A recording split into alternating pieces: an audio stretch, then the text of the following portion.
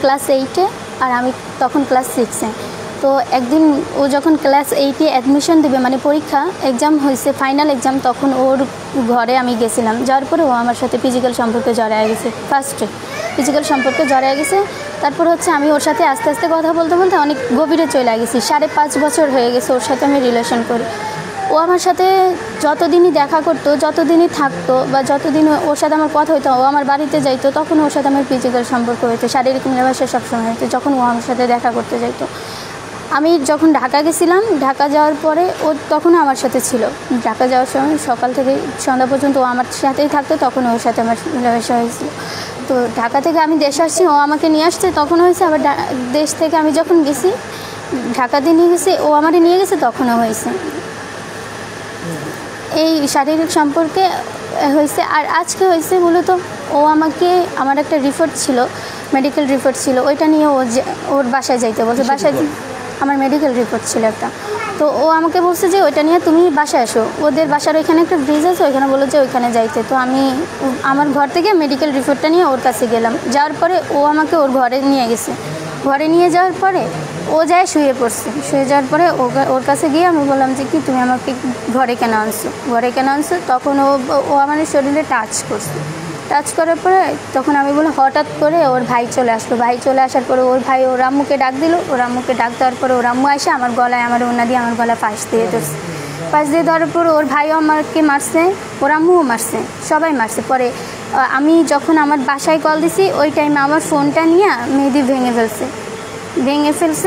ফেলার পরে ও আমাকে ইচ্ছা মতো ঘরে মারছে, আমাকে একা ইচ্ছা মতো ও মারছে, ওর ভাইও মারছে, সবাই মারছে, ইচ্ছা মতো ও মারছে। মায়েরা তারপর ও আমাকে নিয়ে ঘর থেকে নিয়ে ওদের সামনে একটা ক্ষেত আছে, ওইখানে পানি জমা আছে, ওইখানে নিয়ে ও আমাকে ডুবায় ধরে তারপর আমার ফোন নিয়ে ওইদিকে মাটির নিচে করে রাখছে। পরে কি ছিল? পরে ওইখানে অনেকে আসছে। ওর একজন জ্যাঠা আছে, উনি যখন আমি ওনাদের ঘরে, উনি আমার চুল টাইনা আর আমার গায়ের ওড়না টাইনা আমাকে বলতেছে তুই এই ঘর থেকে বের হ। তারপর ওইখানে অনেক লোক গেছে, লোক যাওয়ার পরে ওইখানে পুলিশও গেছিলো। পুলিশে যাওয়ার পরে পুলিশে বলছে যে এখানে না বসে আমরা থানায় গিয়ে বসি। তো থানায় গেলাম। থানায় যাওয়ার পরে পুলিশ ওদের প্রথমে তো ওদের কথা শুনছে, তারপর আমাদের ডাকা হয়েছে। ডাকার সময় পুলিশ আমার ফুল কথা শুনতে চায় নাই, আমার কোনো কথা শুনতে চায় নাই। ওরা বলতেছে, পুলিশে বলতেছে যে কি এখন করছে, নেক্সট টাইম আর করবে না, নেক্সট টাইম আর এরকম করবে না। তো আমার তো নেক্সট টাইম চাই না, আমি তো নেক্সট টাইম এখন করছে, আমার তো যা হওয়ার হয়ে গেছে, নেক্সট টাইম দিয়ে আমি কী করব? এখন আপনি কী চান? আমি চাই এখন আমি ওকে বিয়ে করতে চাই, ওকে বিয়ে না করলে এমনকি আমাকে কেউ বিয়ে করবে না। আমাকে কেউ বিয়ে করবে না।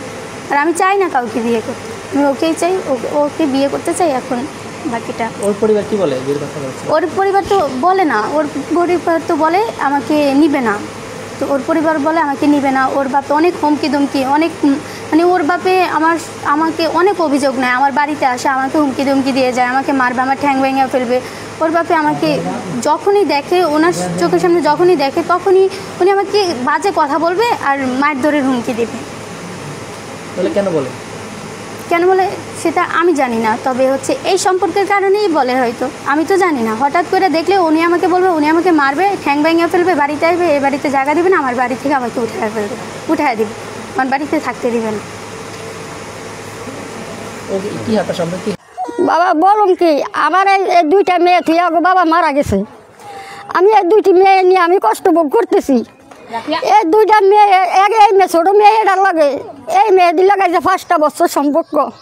আমি মেয়েটা বিয়ে দেওয়ার জন্য অনেক চেষ্টা করছি, আমি মেয়েটা বিয়েও দিতে দেয় না এরা।